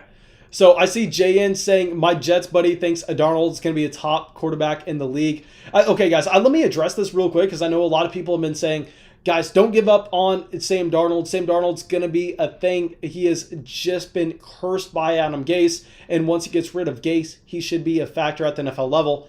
I will say real quick, I completely agree in the sense that if Sam Darnold did not come into being a quarterback for Adam Gase during his NFL career, Sam Darnold could have been a very solid quarterback, but that's not what happened. The fact of the matter is Sam Darnold was drafted to a team that had Adam Gase at head coach, and that has ruined his career. I find it very hard to believe that Sam Darnold is going to be able to turn it around by now, because please let me know, what team do you think is going to be able to go out there and get Sam Darnold beyond a backup type role? I mean, I think he is going to be very similar to what we saw with Marcus Mariota, where Marcus Mariota went and signed a very friendly team contract for the Las Vegas Raiders, and he just kind of had to play his career out as a backup. And I think it's going to be the same thing with Darnold. He could have been a very solid quarterback, but it just did not work out because of Adam Gase. I don't think he's going to be able to turn it around. It sucks to say, but that's what is going to happen. Okay, so the Don coming out says a Slayton breakout year is coming. Yeah, I mean, Darius Slayton, was he drafted in 2019, I believe, maybe 2018. I'm always confusing him with the Robert Foster out of Alabama for the Buffalo Bills. I mean, for whatever reason, I view Robert Foster and Darius Slayton in a very similar light, as they are guys with not that much pedigree as field-stretching wide receiver options. Robert Foster clearly did not pan out. Some of y'all may not even know who I am talking about. He was a wide receiver out of Alabama that was an undrafted free agent that broke out on the Buffalo Bills in 2018 and really was not heard from since then. In 2019, he had nothing going for him, and at the end of the year, he ended up getting cut, and that's what we have to worry about with those guys that don't have the pedigree, even when they do break out. But we have In Beerman coming in, taking Robert Tonyan at the 1309. And I'll say real quick, with Robert Tonyan, this is the correct range for him. In our mock draft this morning, we had him going ahead of players like a Dallas Goedert, which I almost threw up in my mouth as I saw that. But if you're going to be able to get him after Juju Smith, Zach Ertz, Austin Hooper, Irv Smith, Logan Thomas, Cole Kmet are all off the board, that's where I think Robert Tonyan becomes a value. Okay, so now let's go through, and I am getting a FaceTime call. Let me decline that real quick. But anyway, now we have Alexander Mattison going off the board at the end of the 13th. Another great selection by Noah. I mean, I really like the value you're getting with Alexander Mattison there, where yes, he is definitely just a handcuff type running back, but we've seen Dalvin Cook throughout the course of his NFL career as well as college career deal with injuries, and whenever Alexander Mattison has been healthy enough to step up into a feature down role, he has been extremely productive on a very good NFL offense. Okay, so now we have Joshua Kelly and J.D. McKissic going off the board at the end of the 13th. I really don't like those two selections because, I mean, in the case of Joshua Kelly, he was fully healthy. Whenever we had Austin Eckler go down, we had Justin Jackson go down as well, and Joshua Kelly did nothing. I mean, he was unable to capitalize. They ended up bringing in the running back out of Miami, then New York, Kalen Ballage, to take snaps for the team, and Kalen Ballage looked significantly better than Joshua Kelly. So I'm completely willing to give up on Kelly at this point. I would have rather gone with a T.Y. Hilton, just hoping that he had one more solid year in him, or I would rather gone to a running back like Darrington Evans, who really did not get the chance to show what he had this past season with Derrick Henry playing ahead of him. I mean, with Joshua Kelly, really there's no reason to be optimistic on his long-term upside with him unable to do anything so far. Okay, but then we have Allen Lazard going off the board at the 1401. Russell Gage going off the board at the 1402. I mean, I don't know if I can get behind those picks with T.Y. Hilton, Marvin Jones, Cole Beasley, Devin Duvernay, Van Jefferson, Antonio Gandy, Golden, N'Keal Harry, AJ Green, Anthony Miller are still all on the board. I mean, Russell Gage and Allen Lazard, you have to ask yourself, I mean, what is the long-term upside here with these two wide receivers? Are they ever going to be able to be anything more than wide receiver fours in fantasy? I don't think so. So I think you're kind of taking them close to their ceiling, to be honest. I mean, if Russell Gage was ever a wide receiver 2 throughout the course of an entire NFL season, I would be incredibly surprised. Okay, so I see Noah asking, what's up with the Robert Tonyan hate? He was top 5 this year. Guys, with Robert Tonyan, I know he was top 5. I mean, he had a lot of things going for him. One, we had Aaron Jones out a good portion of the season. We also had a couple games missed by Devontae Adams. On top of that, we had Jay Sternberger as a very raw player who was unable to command snaps. And we know in this Green Bay Packers offense, not only were they one of the most productive offenses in the NFL, but they did so without having any significant wide receiver 2 on the roster. So in a free agent class where there are so many quality guys, I mean, you have Chris Godwin, you have Juju, you have Kenny Golladay, you have Will Fuller, you have Curtis Samuel. I mean, you have wide receivers I've not even mentioned. I mean, Green Bay is going to be able to invest into that wide receiver 2 spot, and we are going to see significantly less targets going to Robert Tonyan, even if Jay Sternberger does not take that next step. So yeah, I mean, Robert Tonyan, I can guarantee you we will never see another top 5 season from him at the tight end position. He just does not have that type of talent profile, even though we just saw it this past year.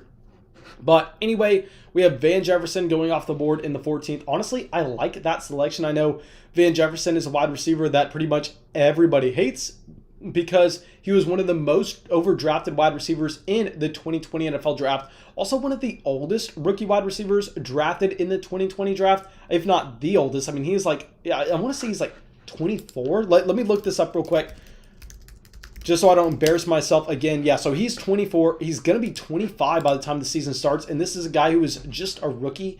But why I think you have to kind of take him a little bit serious is based on the fact that with Van Jefferson, you know that we are most likely going to see Josh Reynolds off this offense, as well as either one of Robert Woods or Cooper Kupp after the 2021 season concludes, given the fact that if you look at the overall cap space situation for the Los Angeles Rams, and you look at the dead cap number that you would see by cutting players like Cooper Kupp and Robert Woods, it would make sense for them just to see if their former second-round rookie would be able to get anything going.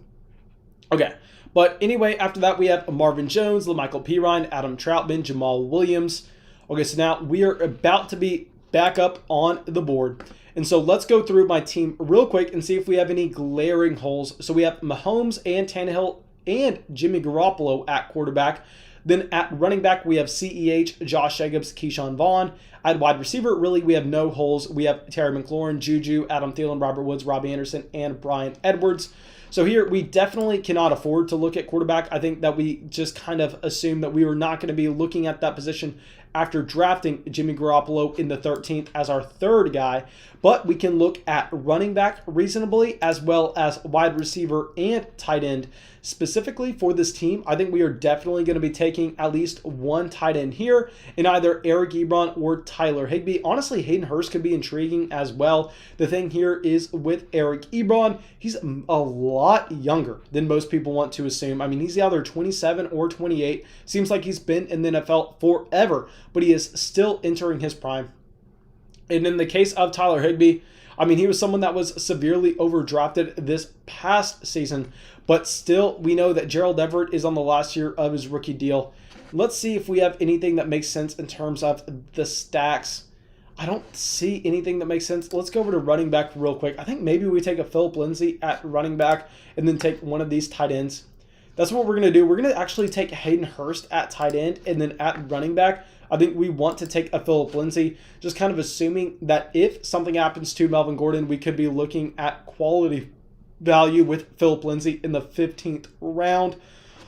I could end up regretting that selection, but really, the other guy I would have been looking at is N'Keal Harry, and we already have a ton of wide receiver production on this team, so I'd rather be taking shots at running back at this point. Okay, so now let's go through and let's look at any picks that have been intriguing as of late that I can speak on. I'll say Preston Williams in the middle of the 13th is honestly very interesting. I mean, Preston Williams looks like he has all the talent in the world. It's just going to come down to what kind of production can we see from that Miami Dolphins offense in terms of elevating both Preston Williams and Devontae Parker. If you want to put any validity into those Deshaun Watson trade rumors, I mean, if Watson does get traded to Miami, that Preston Williams selection in the 13th round would be a fantastic value. Okay, so we have Tyler taking Tyler Higbee right after we decided to pass on him. Like I said, I mean, Tyler Higbee, I think, is a good value there. I would definitely prefer having Hayden Hurst and Tyler Higbee over an Adam Troutman. I know the thought process with Adam Troutman, an extremely athletic tight end, and still very, very young as he was a rookie this past season. Jared Cook should be gone this upcoming year. So there are a lot of things that point to Adam Troutman saying, hey, this is going to be a guy that should make an impact. But we don't know what the quarterback situation is going to be there. We don't know what they're going to decide to do with Taysom Hill. Maybe they bring in a quarterback, decide to play Taysom Hill more in that gadget role, kind of at tight end without Jared Cook. So I think the opportunity for Adam Troutman could be a lot harder to come by than most people want to predict. I'd rather just take a Hayden Hurst or Tyler Higbee, someone that you know you're going to get something from. Now, we have N'Keal Harry going off the board in the 15th round. I love that value. Very similar to what I said this morning. Guys, N'Keal Harry was someone I hated in the 2019 NFL draft. I mean, he was someone that I wanted nothing to do with. I thought he was a very bad selection in the first round by the New England Patriots. And I don't know if I have him on a single team. Maybe I traded for him low after his rookie season in one or two leagues. I don't really remember off the top of my head because I was never debating whether to start N'Keal Harry or not. But at this point in the middle of the 15th round, I mean, if New England is able to do anything to address their quarterback position, I think that is something that would boost N'Keal Harry's value because there's really nobody else there.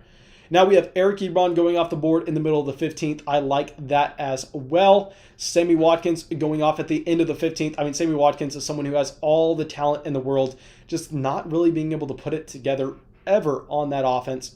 Okay, Kiki QT, Devin Duvernay going off. Yeah, I mean, Duvernay, I love the value there at 15-11. I mean, Devin Duvernay, y'all know I'm always going to be biased with him as I worked out next to him at the rec so many times. Like I said earlier, I was a little fanboy and too nervous to ever really talk to him outside of saying what's up. So not great friends. Probably doesn't even know who I am, Devin Duvernay, but brushed elbows with him a couple times. So always going to be taking him where I can in these Dynasty startup drafts. But yeah, I'm sure JN loves that selection. JN, yeah, I see you in there, my man. Guys, I'll say real quick, if y'all see JN in the chat, I mean, in redraft leagues in 2020. My man is so much of a UT homer. He was rostering Devin Duvernay, just waiting for that breakout over and over and over again. Okay, so let's go through and mute people spamming in the chat. Okay, real quick, what I should probably do is actually add some moderators. This is my first time going through and live streaming on this channel. I mean, at least the first day. So let me go and add Jay in as a moderator real quick. See if I have anybody else in here that was a moderator on the last channel that can become one right now. Okay, Victor needs to be a moderator as well. Guys, as y'all know what to do if y'all are a moderator, and y'all don't have to do anything if you don't want to. I just want to give y'all the opportunity. Okay, perfect. Okay, so Quintus Cephas, Nyheim Hines, both going off in the 16th round. Okay, so let's go through Big Ben going off at the beginning of the 16th. I mean, clearly if Big Ben can come back for one season, that is going to be a nice value. But real quick, guys, it looks like the draft is mainly done. So I want to thank everybody for coming out and hanging out. I was very impressed with how smoothly this draft went. Maybe I'll do another one tomorrow. Just make sure you're subscribed and have notifications on. That way you get notified whenever we are live. But yeah, thank y'all so much. I hope to see y'all tomorrow night.